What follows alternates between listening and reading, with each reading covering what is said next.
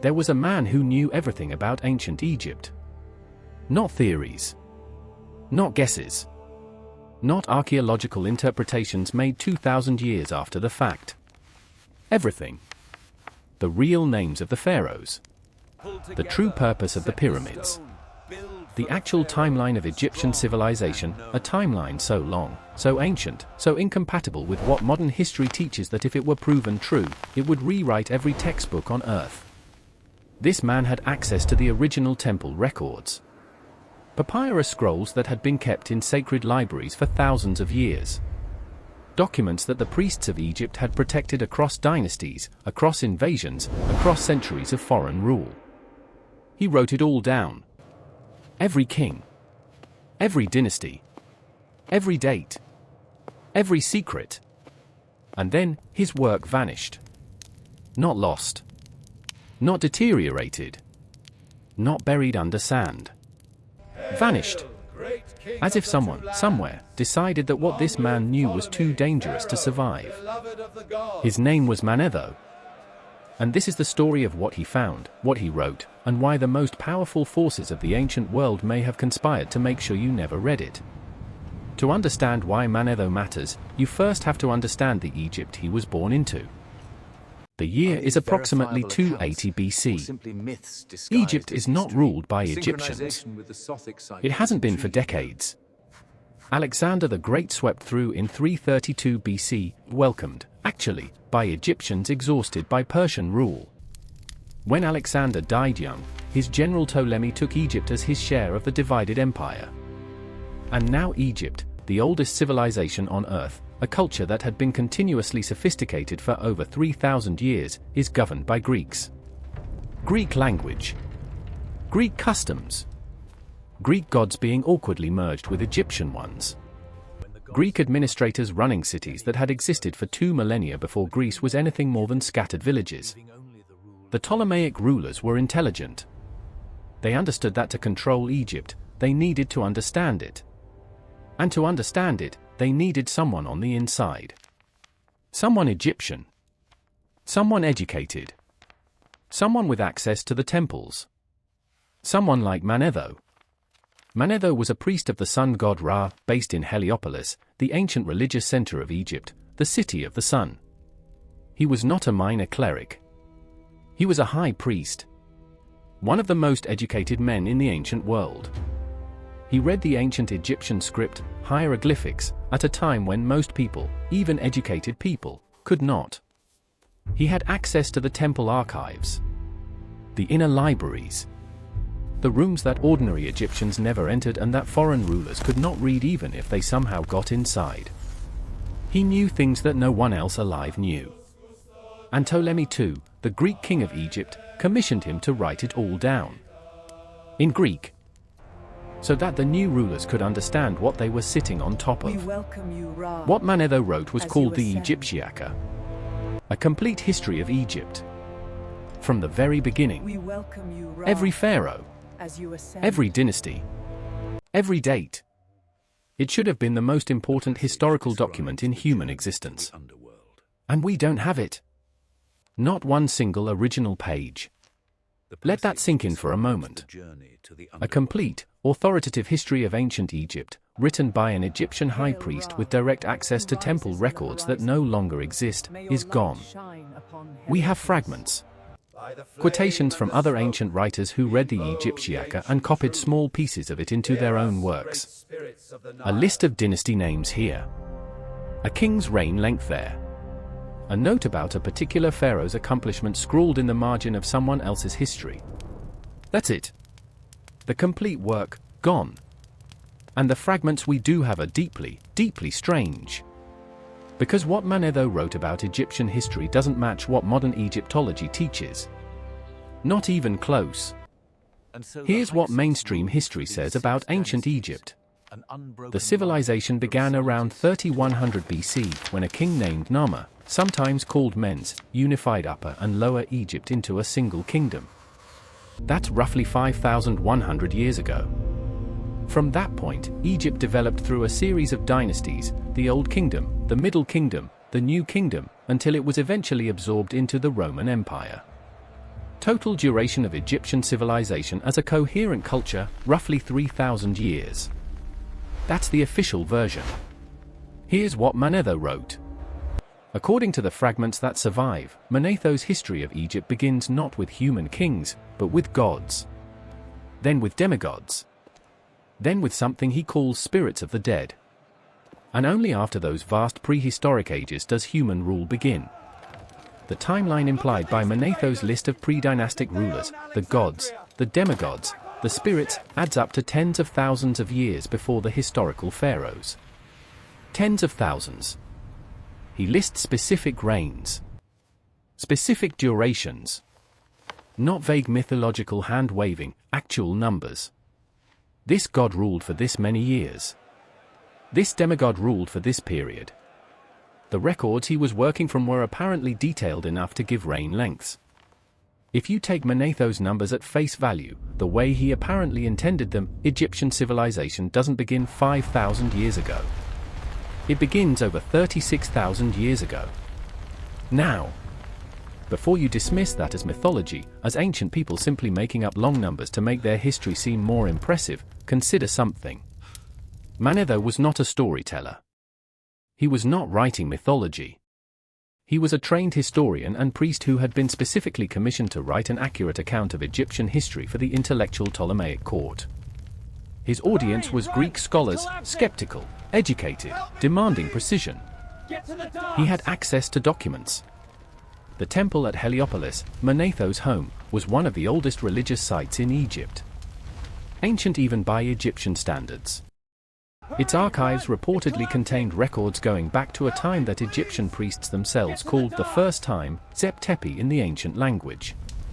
The first time. A period before the historical dynasties. Before the pharaohs. A time when, according to Egyptian religious tradition, the gods themselves walked the earth and ruled directly. Manetho wasn't inventing this. He was recording what the temple documents said. And the temple documents, whatever they contained, described something that the official timeline of human history cannot accommodate. Walk with me into Heliopolis in 280 BC. It's before dawn. The air is cool, almost cold. The desert is a different place before the sun rises. Quiet in a way that feels ancient. Feels like it has been quiet for longer than human memory goes. Manetho rises before the other priests. He has work to do that requires solitude. He walks through the temple complex, sandals on stone floors that were old when his great-great-grandfather was born. Past columns covered in hieroglyphic text from floor to ceiling. Past sacred pools reflecting the last stars of the night sky. Through doors that open with specific ritual gestures, past guards who recognize him and step aside. Into the archive. The archive room is cool and dim. Clay oil lamps throw flickering light across shelves, not bookshelves in the modern sense, but careful stone niches, each one holding rolled papyrus documents in protective linen wrappings. Some of these wrappings are old. Not old like a family heirloom is old. Old like they were wrapped before the city of Rome existed. Old like the linen itself is yellow-brown with age that predates the New Kingdom, the Middle Kingdom, the Old Kingdom. Manetho knows which scrolls to take down. He has been trained to read them since childhood. The archaic forms of the script, older styles that even most priests cannot parse, are as familiar to him as spoken conversation. He unrolls a document. And he begins to read about things that happened before the pharaohs. Before civilization as his Greek commissioners understand it. Before the world, as modern people define the world. What exactly was in those temple archives? We can't know for certain. The archives don't exist anymore. The temple at Heliopolis was systematically dismantled over the following centuries, first by Roman builders who used its stone for construction, then by later inhabitants of what would become Cairo, who did the same. The archive room, if it survived, has never been found. But we can infer from Manetho's surviving fragments, and from the fragments of other ancient writers who reference similar sources, that the temple archives contain something extraordinary. A continuous written record. Not mythology. Not religious poetry. A record with dates, names, durations, events of a period of Egyptian history that predates the conventional timeline by thousands of years. The ancient Egyptians themselves said this explicitly. The concept of Zep Tepi, the first time, was not metaphorical to them. It was a historical statement. A time that actually existed. A time that could be counted back to from the present if you had the right documents. The Turin King List, a papyrus document discovered in the 19th century, now in Turin, Italy, is one of the most complete lists of Egyptian pharaohs ever found. It lists kings in order with their reign lengths. And at the top of the list, before the historical pharaohs, it lists the divine rulers. With reign lengths. Specific numbers. Thousands of years per ruler. The Turin Papyrus treats these pre-dynastic divine rulers as historical fact. Not legend. History. Other ancient lists do the same. The Palermo Stone. The Abydos King List. The Saqqara Tablet. All of them gesture toward a period before recorded history. All of them were created by Egyptians who apparently had records to work from, not imagination. Manetho had access to all of it. And he compiled it into one complete document. Which then disappeared. So who destroyed it? This is where history gets uncomfortable. Because the disappearance of the Egyptiaca was not a single event. It was a process. A slow, multi-stage erasure that took place over several centuries, and at each stage, the people doing the erasing had very specific reasons to want Manetho's account gone. Let's start with the most dramatic moment. 48 BC. Julius Caesar arrives in Alexandria. The famous city founded by Alexander the Great, home to the greatest library in the ancient world, the Library of Alexandria. The Library of Alexandria at its peak held somewhere between 400,000 and 700,000 scrolls. Everything. Greek philosophy, Persian astronomy, Babylonian mathematics, Egyptian history, the accumulated intellectual output of the ancient world gathered in one place. Including, almost certainly, a complete copy of Manetho's Egyptiaca. And then it burned. Not all at once. Not completely in a single event. The story is more complicated than the famous image of one catastrophic fire. Caesar's forces set fire to ships in the harbor during a military operation. The fire spread. Part of the library, possibly a warehouse storing scrolls near the docks, was destroyed. Later destructions followed. The library was damaged again under Aurelian in the 3rd century AD. The Serapeum, a daughter library that held additional copies of many texts, was destroyed in 391 AD by a Christian mob under the orders of the Patriarch Theophilus, who considered pagan learning a threat to the new faith. By the time the Arab conquest of Egypt came in 641 AD, there was reportedly very little left. 700 years of intermittent destruction. And with each wave, more of Manetho's original work disappeared. But here's what makes the disappearance of the Egyptiaca different from ordinary historical loss. Other ancient texts survived. Herodotus, a Greek historian who visited Egypt and wrote about it, his complete work survived. Not fragments. Complete texts. We have everything Herodotus wrote. Thucydides. Surviving. Plutarch. Surviving. Livy. Surviving. Caesar's own writings. Surviving. Works written centuries after Manetho, in the same cultural tradition, preserved carefully. But Manetho's Egyptiaca, the single most authoritative primary source on Egyptian history that ever existed, survives only in scattered fragments quoted by writers who themselves were writing centuries later. Why? One explanation is random chance. Libraries burn. Papyrus deteriorates. Not every text survives. But another explanation is more troubling. What if the Egyptiaca was specifically not preserved? What if the institutions that controlled what got copied, what got stored, what got protected, made a choice about Manetho? Consider the timeline. The early Christian Church, which by the 4th and 5th centuries controlled much of the intellectual infrastructure of the Mediterranean world, had a significant theological problem with Egyptian chronology. The Bible, as interpreted literally, implied a specific date for the creation of the world. Different calculations gave slightly different answers, but the most widely accepted in the early church was a creation date of around 5,500 to 6,000 years before the birth of Christ. Manetho's timeline, with its tens of thousands of years of Egyptian history, was incompatible with this. Not slightly incompatible. Completely, irreconcilably incompatible. If Manetho was right, Egyptian civilization predated the biblical creation of the world. That was not a theological inconvenience. That was an existential threat.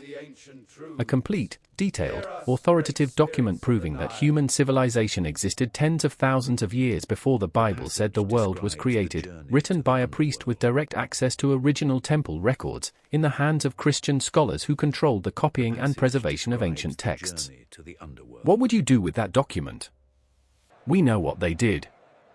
Christian writers who reference Manetho in their own works, Eusebius of Caesarea, Julius Africanus, George Syncellus, consistently edited, questioned, reinterpreted, and shortened his numbers. Eusebius, one of the most important early Christian historians, explicitly reduced Manetho's pre-dynastic reign lengths. He acknowledged that Manetho had written longer numbers. And then he explained why those numbers must be wrong. His reasoning? They conflicted with biblical chronology. That was it. That was the whole argument. Manetho said X. The Bible implies Y, X and Y are incompatible. Therefore X must be wrong. The original document, which could have settled the argument by being read in full, was conveniently no longer available in complete form. What survived was the edited version. The shortened version. The version that had been filtered through the hands of people who had a very specific interest in what the numbers said.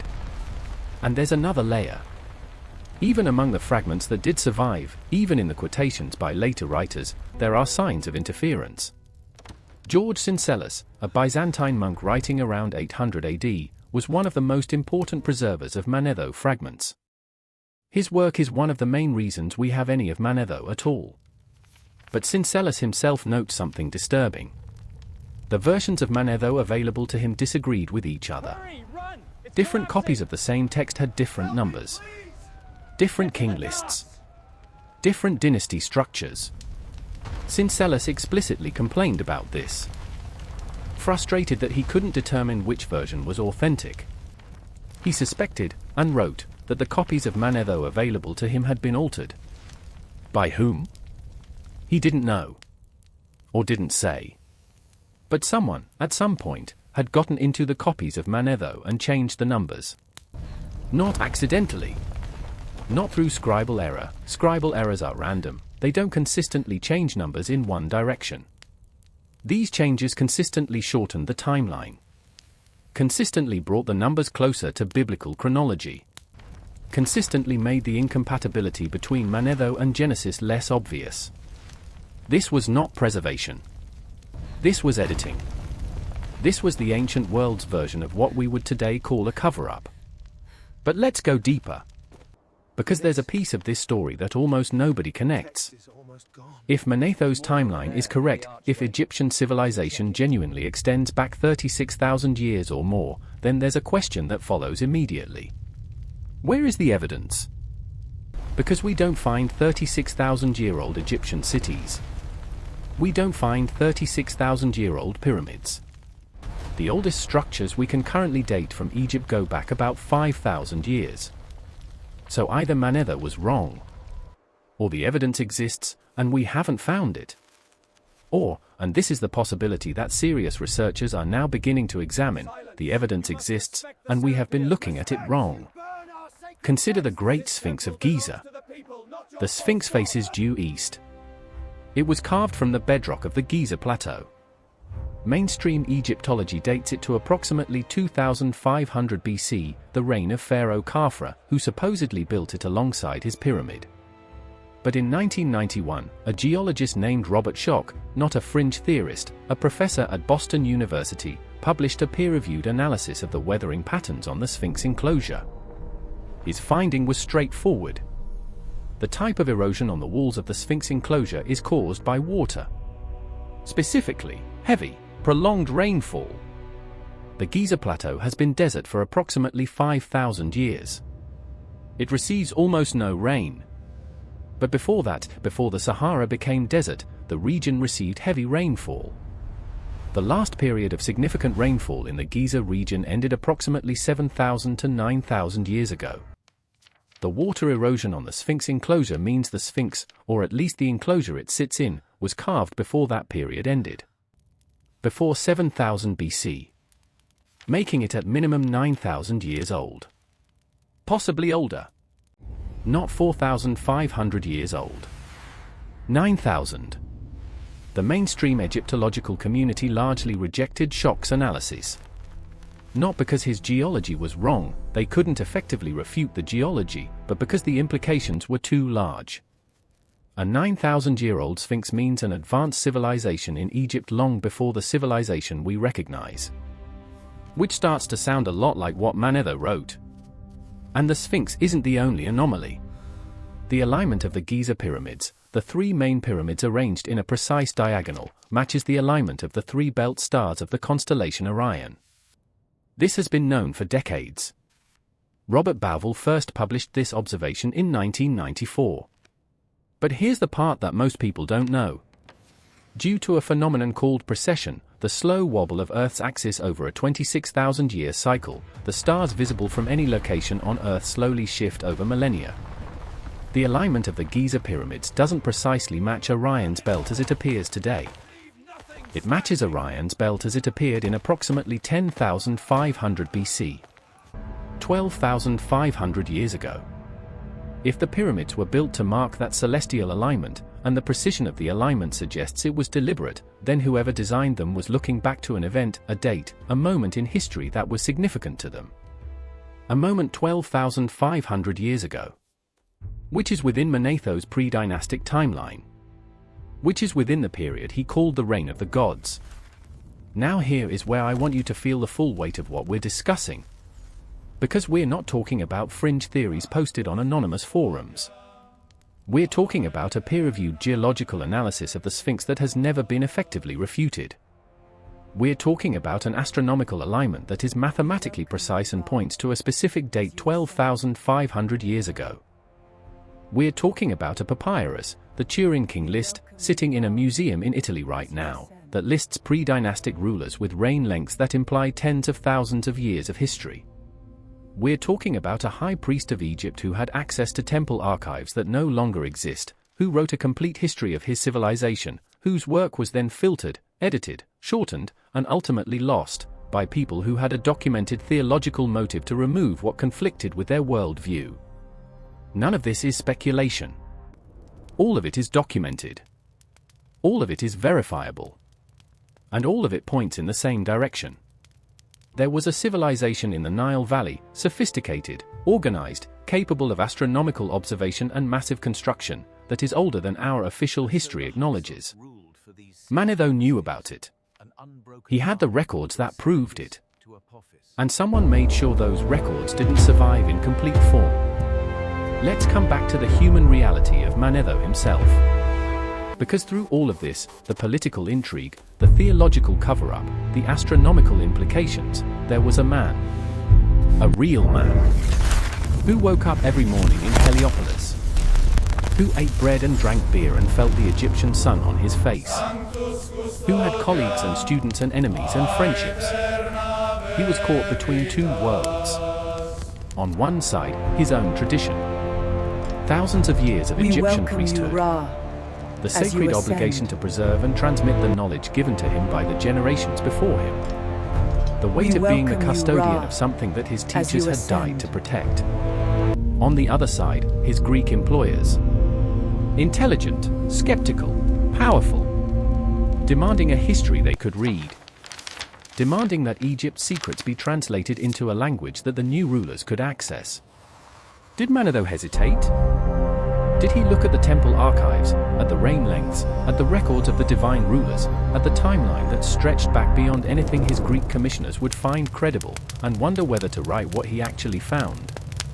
Or did he write it faithfully, trusting that the truth was more important than what was convenient? We don't know. but the fragments suggest he wrote it faithfully. He wrote the numbers. So the Hyksos ruled for He wrote these the 6 divine dynasties. dynasties. An unbroken He wrote line the timeline that was from incompatible Salitis with to everything the Apophis. Western world was about to decide was true. And in doing so, in being honest, he guaranteed that his work would become a problem. A problem that was eventually solved the way inconvenient truths have always been solved. By making them disappear. Here's what Manetho's story looks like in comparison to other suppressed histories. The Library of Alexandria wasn't the only ancient library destroyed. The Aztec codices, thousands of books containing the complete history, science, mathematics, and religion of Mesoamerican civilization, were systematically burned by Spanish conquistadors in the 16th century. Bishop Diego de Landa burned an unknown number in 1562.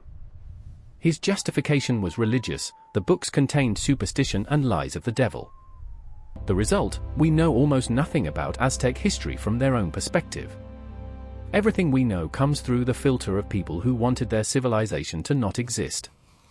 The same pattern occurred in China under the Qin Emperor Shi Huang in 213 BC, the famous burning of books, when texts that contradicted the new imperial narrative were destroyed and scholars who refused to comply were executed. Different cultures. Different centuries. Different religions. Same mechanism. Find the knowledge that contradicts your power structure. Destroy it. Then control the version that replaces it. Manetho's story fits this pattern perfectly. Except that unlike the Aztec codices, which were burned openly, by conquerors who didn't care what history thought of them, the suppression of Manetho was more subtle. It wasn't burned. It was edited. Summarized. Questioned. Gradually shortened. Until what remained was harmless. That's actually more sophisticated. More dangerous. Because it leaves the appearance of preservation while removing the content that mattered. So let's answer the question we started with. Who was Manetho? What did he know? And why was he erased? Manetho was the most qualified historian of ancient Egypt who ever lived. He was Egyptian. He was a high priest. He had direct access to temple archives that contained primary source documents stretching back further than any currently surviving record. He read those documents in their original language. And he compiled their contents into a single complete history. What he knew was a timeline. A real, documented, numerically specific timeline of Egyptian civilization that stretched back not 5,000 years, but tens of thousands. A timeline that included a pre-dynastic period during which a sophisticated civilization existed in the Nile Valley long before the pharaohs. A civilization that the Egyptians themselves remembered and recorded and treated as historical fact. He was erased, gradually, systematically, incompletely, by a combination of historical accident and deliberate interference. First by the physical destruction of the libraries that held his complete work. Then by the theological editing of the fragments that survived, shortening his numbers, questioning his reliability, filtering his timeline through the lens of what was theologically acceptable. The motive was clear. The timeline Manetho recorded was incompatible with biblical chronology. In a world where Christian institutions controlled the preservation and transmission of ancient knowledge, that incompatibility was a death sentence for the document. But here's the thing about erasure. It's never complete. The fragment survived. The Turing King list survived. The Sphinx is still there, with its water erosion that nobody can explain away. The astronomical alignments are still mathematically precise. The questions that Manetho's work raises are still unanswered. You can destroy the document. You cannot destroy what it pointed at. And that brings us to the question I want to leave you with. Right now, in the Egyptian Museum in Cairo, there are thousands of artifacts that have never been fully studied. Under the Giza plateau itself, ground-penetrating radar surveys have identified anomalies, cavities, chambers, tunnels that have never been excavated. The Egyptian government has restricted access to certain areas of the plateau for decades. What are they protecting? Or, more unsettlingly, what are they afraid of finding? Because if even a fraction of what Manetho recorded is accurate, if the temple archives described a real civilization that existed 10,000, 20,000, 36,000 years ago, then somewhere under the sand of Egypt, the physical evidence of that civilization is waiting. It hasn't deteriorated into nothing. Stone lasts. Carved chambers last. Underground structures can survive for tens of thousands of years. Manetho's written record was destroyed. But the civilization he was writing about, if it existed, built things. And things, unlike papyrus, are very hard to erase. So here's my question for you. If archaeologists tomorrow announce the discovery of a chamber beneath the Sphinx, a chamber containing artifacts that were definitively dated to 10,000 BC or earlier, what would that change? Would it change history? Would it change religion? Would it change the way you think about what human beings are capable of, and how much of our own past we've been allowed to know? Leave your answer in the comments. Genuinely. Because this question doesn't have one answer. And the range of responses on this channel has been extraordinary. And next, we're staying in Egypt. But we're going somewhere darker. Because there is a chamber inside the Great Pyramid of Giza that Egyptologists have known about for decades, a chamber that their own ground-penetrating radar confirmed exists, that has never been opened. They know it's there. They won't open it. The official reason is preservation concerns. But the unofficial conversations, the ones happening in academic conferences, in private emails between researchers, in the quiet arguments of people who have devoted their careers to this plateau, those conversations suggest something different. Something that, if confirmed, would make everything we've discussed today look like the introduction to a much larger story. That video is coming. And I promise you, whatever you think is inside that chamber, the reality is stranger.